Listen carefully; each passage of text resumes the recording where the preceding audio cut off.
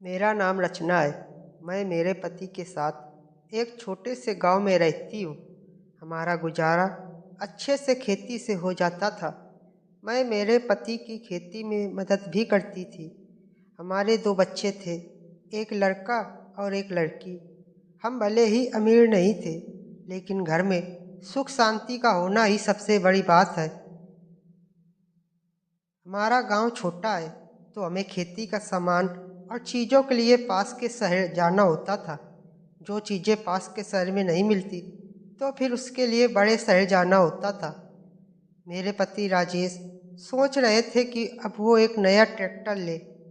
मेरा भी अक्सर पास के शहर में आना जाना लगा रहता था, कभी घर के काम से तो कभी खेती और दूसरे कामों की वजह से।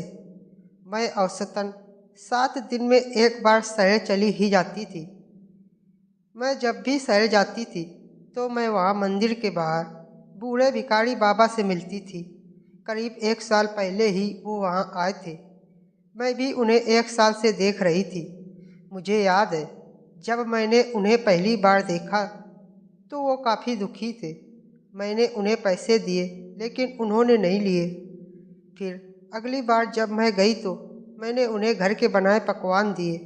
वो देखकर वो खुश हुए और बड़े चाव से खाए। तब से ये सिलसिला शुरू हो गया। मेरा जब शहर जाना होता, मैं उनके लिए जो भी घर में बनाया होता लेकर जाती। वो मुझे मेरे नाम से बुलाते थे। इन 1 सालों में उन्होंने मुझसे बहुत बातें की। मेरा घर गांव कहाँ है, यह भी उन्हें पता था। मेरे पति नया ट्रैक्टर लेने बड़े शहर गए थे। मैं घर में अकेली थी। वो करीब 3 से 4 दिन के बाद आने वाले थे। वो जिस दिन गए, उसी शाम मुझे मेरे घर के बाहर वो बूढ़े बाबा दिखाई दिए। सारा दिन मैं खेतों पर थी, इसलिए मुझे पता नहीं चला। जब मैं शाम को आई तो मेरे घर के सामने वाले पेड़ के नीचे बैठे थे। उन्हें यहाँ देखकर मुझे अचंभा हुआ, क्योंकि 1 साल में कभी भी वो आए नहीं थे। मैंने उनसे पूछा कि बाबा, आप यहाँ कैसे?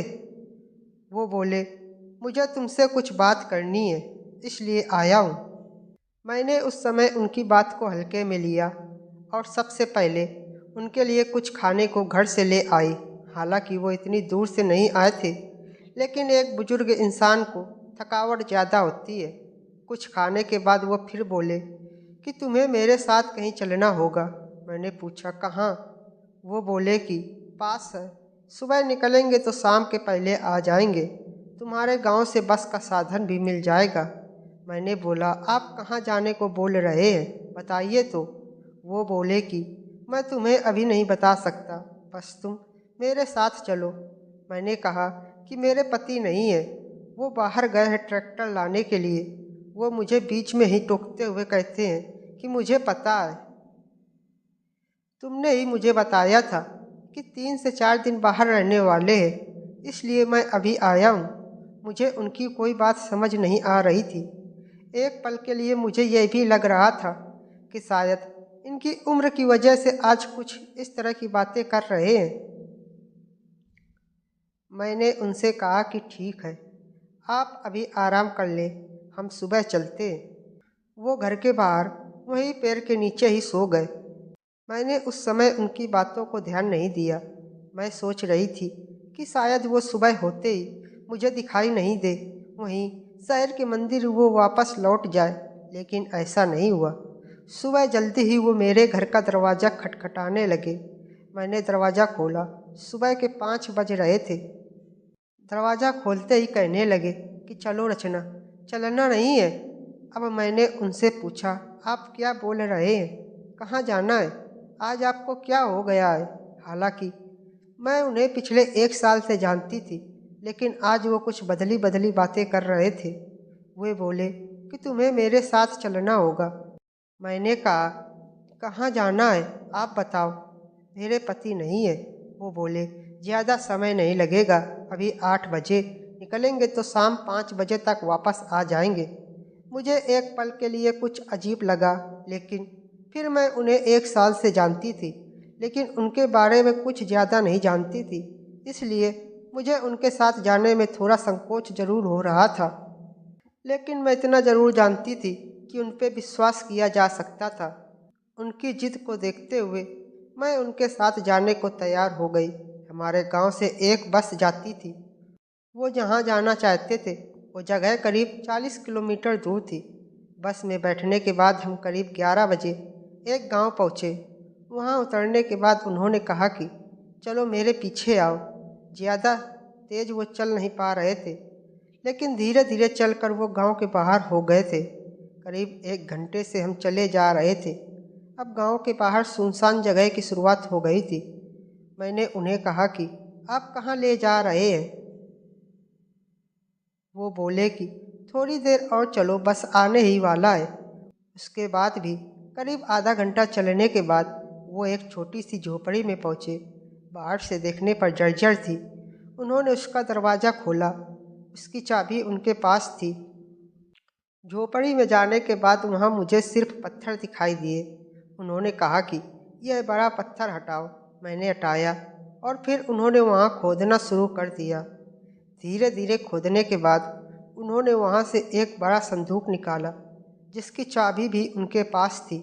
उन्होंने वो बड़ा संदूक खोला और मुझे दिखाया। वो संदूक पैसे और जेवरात से भरा था। मैंने देखते ही पूछा, यह क्या है बाबा और किसका है? वो बोले, बेटी यह मेरा है और अब यह तुम्हारा है। यह पहली बार था जब उन्होंने मुझे बेटी कहा।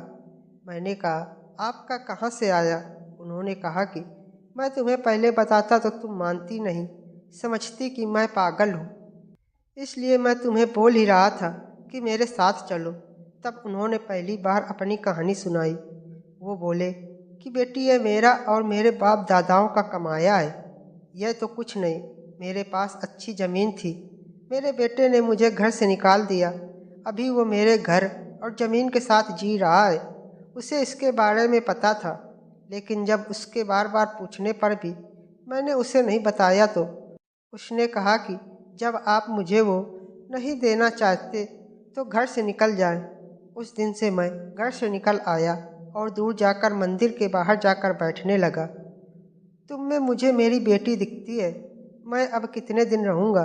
मैं चाहता हूँ यह सब तुम रख लो। उनकी बात सुनकर मुझे बहुत दुख हुआ कि उनके साथ यह हुआ है। मैंने कहा कि इस दुनिया में कर्म के फेर से कुछ नहीं बच सकता। लोभ में इंसान अंधा हो जाता है। मेरा और आपका रिश्ता बिना स्वार्थ का है। मैंने कभी आपसे कुछ नहीं चाहा और अब भी मैं इसे नहीं लूँगी। इस पर मेरा हक नहीं है। मेरी बात सुनकर उन्हें हैरानी हुई। हमें बस अपना कर्म और कर्तव्य को निभाना चाहिए। आप अपना कर्तव्य निभाए। आप पिता है, आपका जो है वो अपने बेटे को दे। मैं इसे नहीं ले सकती। उनके कर्म उनके साथ होंगे, हमारे हमारे साथ। वो बोले कि बहुत पैसा है, इतना कि आसानी से जीवन निकल जाएगा। मैंने कहा कि पैसा तो आपका है, आपके पास ही था, आपका आसानी से निकला क्यों? आपको मंदिर के बाहर बैठना पड़ा और इसे यहाँ छुपा कर रखना पड़ा। जो पैसा आपके घर में शांति नहीं ला सका वो मेरे साथ क्या करेगा? हम जो मेहनत से कमा रहे हैं उससे मेरा जीवन अभी शांति से चल रहा है। मुझे माफ़ करें। मैं तो कहती हूँ छोड़िए जिद और आप भी शांति से जिए। दे दे उन्हें पैसा। वो बोले कि बेटी मैंने सोचा कि आज मैं तुम्हें कुछ धन देकर तुम्हें खुश कर दूंगा, उल्टा तुमने मुझे ही कुछ सिखा दिया। जीती रहो बेटी। मेरी बातें सुनकर वो वहीं बैठ गए। उन्होंने कहा कि अब तुम चाहो तो जा सकती हो, मैं कुछ देर यहीं रहूँगा। मैं वहाँ से आ गई। मुझे बहुत शांति अनुभव हो रही थी।